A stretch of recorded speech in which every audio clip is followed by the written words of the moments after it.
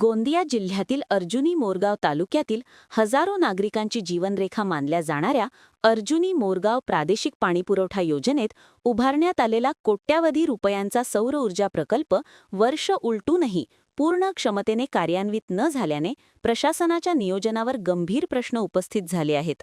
विद्युत खर्च कमी करण्याच्या उद्देशाने उभारलेला हा प्रकल्पच आता योजनेवर आर्थिक ओझे ठरत असून तब्बल 1,54,00,000 रुपयांचे वीज बिल थकीत असल्याची धक्कादायक बाब समोर आली आहे. जल जीवन मिशन अंतर्गत हर घर जल संकल्पनेतून जिल्हा परिषद मार्फत ऑन ग्रिड सोलर प्रणाली उभारण्यासाठी राज्य व केंद्र शासनाने 2,73,90,697 रुपयांचा निधी मंजूर केला होता. सन 2022 मध्ये प्रशासकीय मान्यता मिळाल्यानंतर कंत्राटदारामार्फत काम पूर्ण झाल्याचे दाखविण्यात आले.